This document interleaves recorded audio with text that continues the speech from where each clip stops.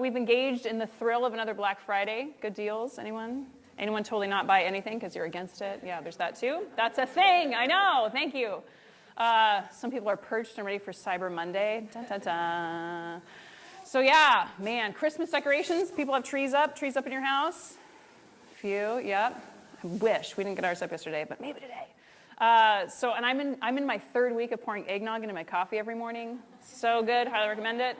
And then today, it's the first Sunday of Advent. So like we are here, we've arrived. We're officially at, it's the most wonderful time of the year. Right, we're here. It's official. Are you so excited? Can you believe it? So we're here. Or are we here? Here's the thing that I wonder. I wonder if you really are here. Here in this room, not only physically, but are you mentally here? Are you present? Have you arrived here in this holiday season, shown up mentally and emotionally? Were you there at the Thanksgiving table? Were you present? Are you here now as we begin this Advent together? You see, this most wonderful time of the year, in a beautiful way, it pulls us. It just makes it really hard for us to actually be here, to be present, because it pulls us in two directions. It pulls us into the past, into all of our Christmases past, right?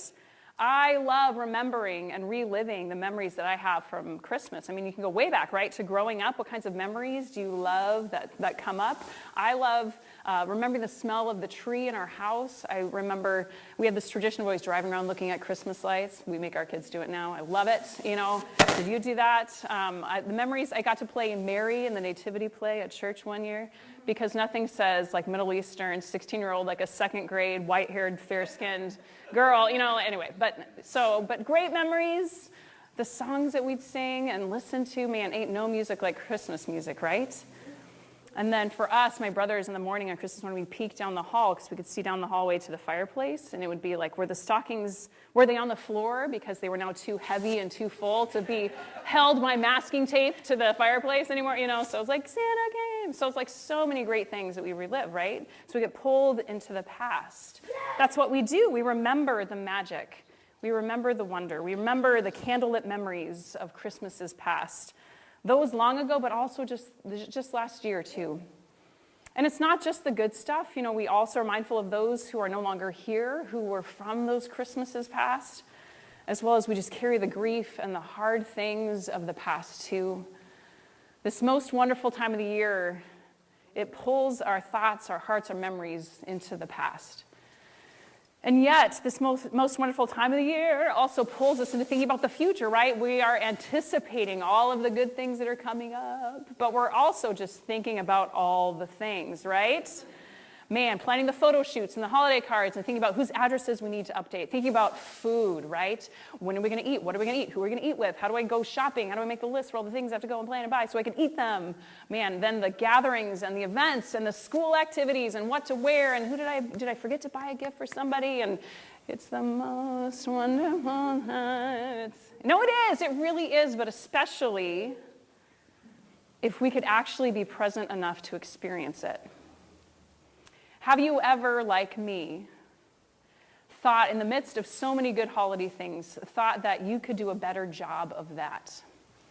A better job of not being cranky and kind of short-wicked or being absent, just not really there, at times when we could actually be enjoying the magic and creating new candle-lit memories to cherish. It's a struggle to be here during the holidays. Well, you may not be surprised to hear, maybe you've already realized that Advent, you know, we know this to be true, this most wonderful time of the year. It's not only that time that we find to be a struggle to be here, to be in the now, to be present where we are. Advent, I think, is just an intense, like, microcosm of the larger reality of our lives. And that any time of the year, on any given day, any moment, we're almost always somewhere else. Our minds are almost always living in the past or worrying about the future. I've been immersing myself in the writings of Richard Rohr, just really enjoying him recently. He's a great spiritual teacher of our time. And he talks about how how he talks about this. He talks about how the mind can only do two things. It defaults to replaying the past over and over again, or we worry about the future over and over again. And we do need to spend time thinking about the past and thinking about the future. It's not like, well, nope, I'm not going to make that list because, I can't think about the future. No, I mean, we have to think about those things, but it's that we unconsciously nearly always slip in either direction, right? That makes us obsessive compulsive people, which most of us are, actually. We just keep thinking the same thoughts over and over again. If left to their own devices, our minds actually have very few original thoughts. They just run down the same familiar neural pathways most of the time. And most of those thoughts are not thoughts that engage us in the present moment. All to say, friends, it's hard to be present. Have you noticed this reality in you? But here's the thing. Even though our minds have a hard time staying present, we deeply long for the kinds of things that we experience when we are present in the moment. Man, playing with kids, like if you're there, being drawn into that, savoring good food, savoring any food, being heard and understood with another person, or feeling something deeply, feeling something to the point of tears, whether tears of gratitude. I had a number of those moments this week, which I'm so grateful for. Just in that moment of feeling something, whether tears of gratitude or of laughter or of deep sorrow. We long for what can happen when we're actually present in the moment. And for all the reasons, too, I think about why is it that we show up here in community in a place like Salt House? We're seeking connection and growth and to learn how to love and how to be loved and to explore this life of Jesus, a life that matters, to work together for impact and justice in our neighborhood and in our world. For all these reasons that we're motivated to show up here, that growth is dependent on our ability to actually show up, to be people who are present, to experience the things that we long for. Well, as you might guess, there are layers to this, to see, that we just get to see revealed throughout the Jesus story, how life happens in the moment when we're present, and that the story of God has the potential to draw us into the moment when we let it. So we're going to turn to one of those places now where it talks about this, on this first Sunday of Advent, to a place that shows us why it's important to be present. We're turning to Mark's Gospel, one of the 4 biographies of Jesus' life. And we're going to jump in mid-conversation. It's always so interesting to kind of, we're going to read this right here when there's so much happening before and after, but we're jumping in for this chapter. Jesus has been talking, and he's been discussing what it will be like when he comes back again. So there's a lot of just drama to what he's describing. But then he finishes it with this section. It's this brief story illustration which highlights that we don't know when that will be, and then what we should do in light of it. So, Amanda, you ready? All right, Amanda's reading. We're reading Mark 13, 33 through 37. Thank you. Okay. Jesus continued, "So keep a sharp lookout, for you don't know the timetable. It's like a man who takes a trip, leaving home and putting his servants in charge, each assigned to a task, and commanding the gatekeeper to stand watch. So, stay at your post, watching. You have no idea when the homeowner will be returning, whether evening, midnight, cockcrow, or morning. You don't want him showing up unannounced, with you asleep on the job. I say to you, and I'm saying it to all, stay at your post, keep watch." Thank you. So Jesus uses this story, this image of a man who leaves on a trip with his servants left behind, and names how, they don't know when he's going to be back. So the gatekeeper, look out. He could be back anytime in the evening, at midnight, at cockcrow in the morning. Look out. So this is the passage read every first Sunday of Advent, every 3 years in most churches around the world. So it's a regular reading that happens in this season of Advent. And it makes sense that it would be read. We're starting the season that anticipates Jesus arriving, right? The birth of Jesus on Christmas, this celebrating once again that God came into the world. And that from what we understand, Jesus will come again in flesh on this earth again someday. So it makes sense in Advent that we would read this. But we also hear in this text a certain kind of Christian perspective that leans heavily into the Well, watch your back because Jesus is coming back again. We don't know when, and you better look busy, right? Like it has that flavor to it of like, look out.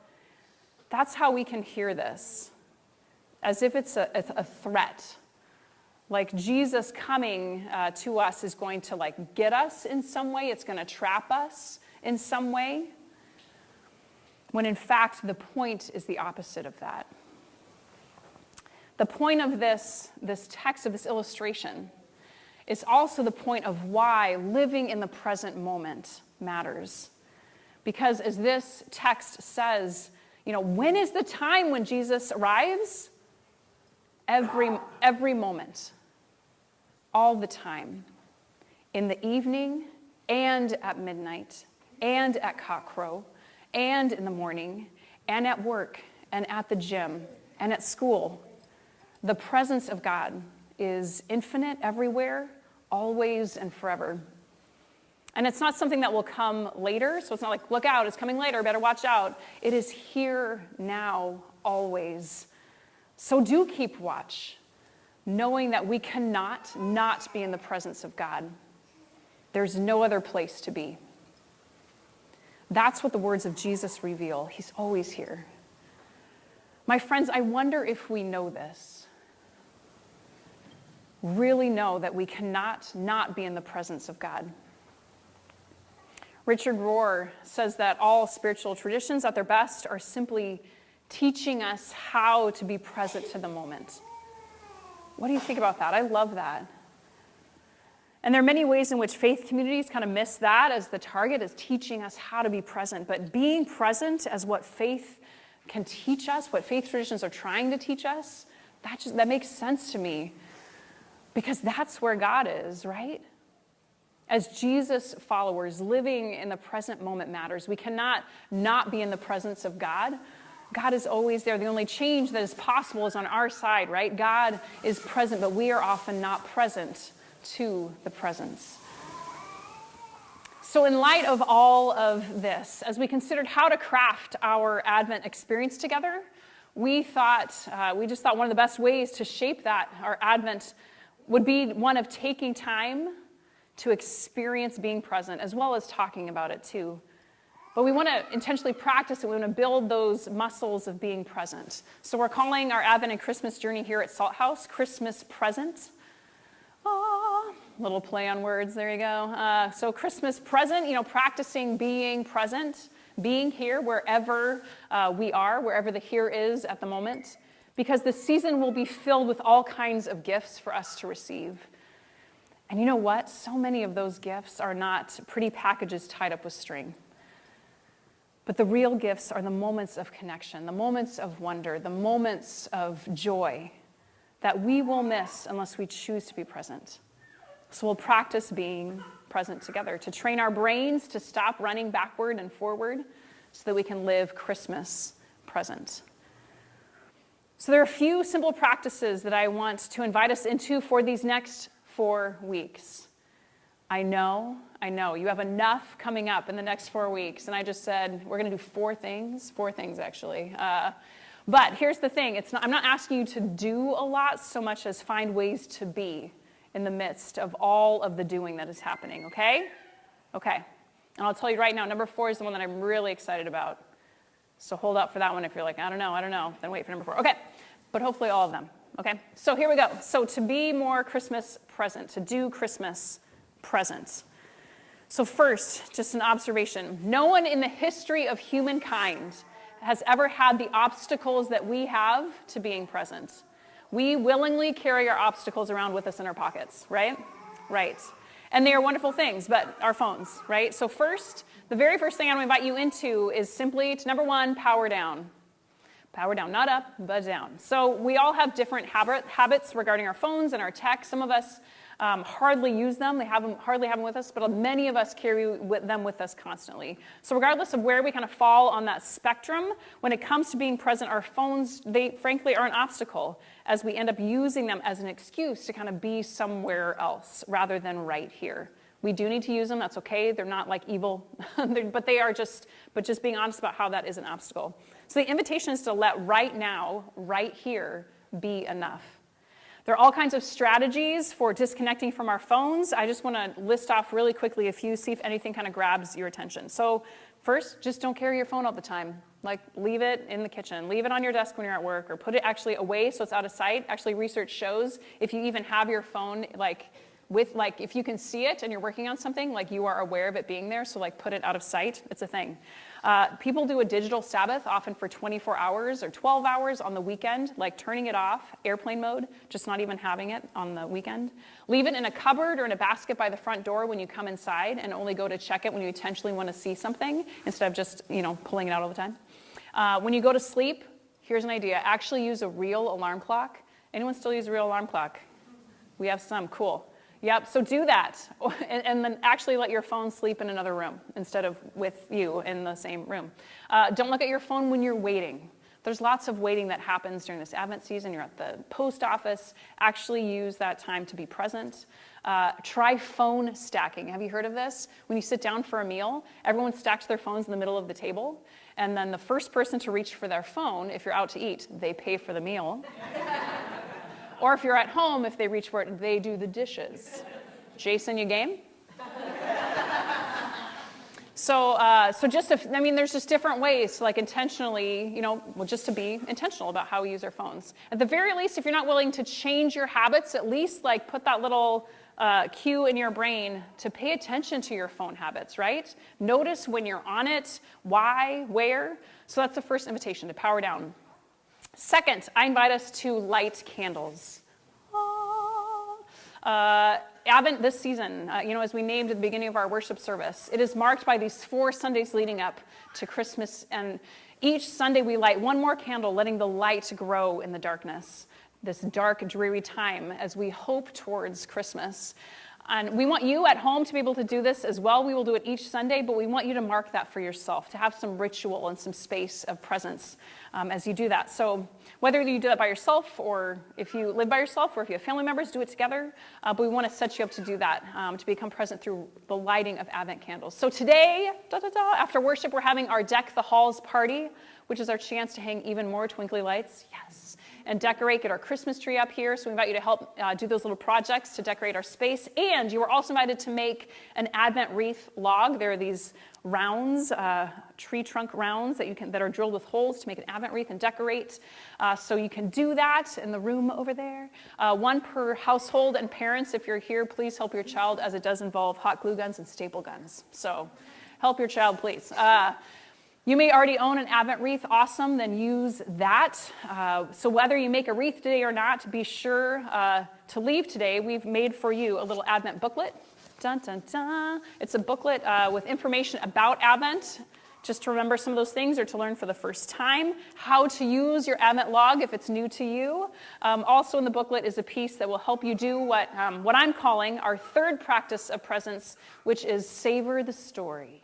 So each day, we've just mapped out, just loosely, 2 to 3 verses that take us through Luke's telling of the Christmas gospel. So that is just, again, it's just a few sentences every day for us to hold this Advent, to really just let this story seep into our present moment, to be present, holding how the story of God becoming human and showing up here among us informs our experience of now. So to remember then that we can be present to the presence. Just a simple, meaningful, just letting the story be present with us. So we've mapped out where those fall. But then also in the booklet, then on Sundays, there's to go with the lighting of the candles is just a simple reflection question and a prayer to mark that time when you decide to light the candles. It's the same reflection and prayer that we'll be doing here on Sunday mornings as well. So a chance to do it if you've missed it, or to engage more deeply as you are together at home. Just a great thing to revisit. So I'm going to walk through the 4 Advent themes of hope, peace, joy, and love. This Sunday, of course, is hope. And to be clear, even though we add, another candle each Sunday, we also light candles every day of the week. So this week, you get to light your first candle all week as you sit down to dinner, as you're hanging out in your living room. So again, it's all in the booklet. We pray and reflect on Sundays, and then we read just a few verses each day. And even if we miss a few days, the intention is that these are really short passages. So if you've missed all week, you just sit down and you read the days that you've missed, and that's okay too. Not trying to make it a lot more to do, but again, entering into practices to help us be present. Does that make sense? You with me? Cool. We're just adding a bit of ritual to our days to help us stop and be present in this season. So fourth and finally, so this one is the one I'm most excited about. This is the real practice that I want to invite us into for Advent. And if you do none of the other things, try this one. Make this the priority, and it is this. Number 4 is meditation. Have you ever practiced mindfulness or meditation practices? Some have. Cool. This summer while I was on sabbatical, I started practicing meditation in the mornings, and now I do it most mornings, and it has just been such a transformational practice of prayer for me. And I want to commend this practice to you as we make space in ourselves, it has been a tool that has helped me become so much more present in my own life. There's a phone app that I use to meditate, which is so ironic, right? Let's put down our phones, guys, except when you meditate. So I'm aware of that. Again, phones can be great tools too. There are so many tools out there also to help with meditation. You can Google things and there's instructions. I haven't done a lot of research or I can't say this is the best thing out there, but this is something that I've tried that works for me. So it's an app called Headspace, and it's accessible online at headspace.com as well. It's in the booklet as well if you missed that. And you might have something else or have another practice. Awesome. Use what you have, but I'll just commend this to you. I've learned a lot about what meditation actually is and what it is not. Meditation is about training our awareness and getting a healthy sense of perspective. We're not trying to turn off our thoughts or feelings that our friend is like, yeah, I think I should meditate because I just have this blank slate. I was like, no, it doesn't go away. It's not like our brains stop. We can't stop it, but our minds will keep going, but we're learning to observe our thoughts and our feelings and on our bodies, to observe without judgment, to be curious about what we're feeling and the things that come to mind, and to hold it all with compassion. And eventually we may start to have better understanding about those things as well. So in a moment we're going to talk a little bit more about the actual practice of it, but I do really mean this invitation. What would it look like for you to practice meditation for 10 minutes, 5 minutes, 2 minutes a day for this Advent season? What would that look like for you? How much more present to yourself, to the magic of the season, to the moment might you become if you do? I can't make you do it, but I do really, really recommend it, okay? So make it a priority when you can. So all 4 of these Advent practices, to power down, light candles, savor the story, and meditate. They're laid out, again, in the little booklet that we have for you, which, again, grab on your way out today. So friends, bring to mind again this text that we have read from Mark. This text, which feels like a threat, as it says, keep watch, keep watch. We hear it as a beautiful reminder that Advent is not these 4 weeks before Christmas. I mean, it is. But Advent is always, right? Advent the word means coming. It means the arrival of God. And the arrival of God, the presence of God will happen whenever we're now here. We begin these 4 practices. I invite you into them for this Advent season, knowing that these practices, just like Advent, they are for always. So friends, we do want this Advent to be one of becoming more present, and so we plan to set aside time on Sundays also to practice being more present, knowing that God meets us in our showing up in the moment. So today, in response to all this, we're going to actually meditate together, all right? We're going to use the audio from the Headspace app. So if you do get that one, there's 10 days that are free, and then they try to get you to subscribe. I just keep doing the same 10 days over and over again. And then I also just meditate on my own, because that's the point. I mean, the point is to get to the place where you don't have to have someone telling you what to do, but you actually these are the practices that I do, and then you let your own space happen in that. So this is day 1. So if you do decide to try this app, you can just do day 1 again tomorrow, and then keep on going. But yeah. So each day you get to choose either 2, 5, or 10 minutes. So you can change each day. Like, man, I really only got 2 minutes, but I really commend to you the 10 minutes when you can. But I want us to try this together so you can see how accessible it is, and hopefully just jumpstart your own meditation practice for the month. So what I love is that if you've never meditated before, Headspace just leads you through every step on how to do that. And they have a short video. It's in part of the day 1 session. So we're going to watch that now. just on the basics of how to get started. Some days meditation will feel easy. On others, it might feel difficult. The trick is to gently stay with it each time, no matter how it feels. Look for a place in your routine where this exercise can slot in easily. Research shows it's easier to create a new habit when we do it at about the same time each day. We recommend doing it first thing in the morning, but you might need to be flexible with that. Find somewhere you won't be disturbed. Don't worry too much about background noise. I'll explain how to deal with that, but it might be easier at first if you have some peace and quiet. Make sure you're sitting comfortably before you start. Unless you're used to sitting cross-legged on the floor, I'd recommend using a chair. Sit with your legs and arms uncrossed, feet flat on the floor, and hands resting in your lap or on your legs. Try to keep your back straight, but not too tense. If you need it, a small cushion or a rolled up towel under your backside will help keep your back straight. And that's it. You're now ready to get some headspace.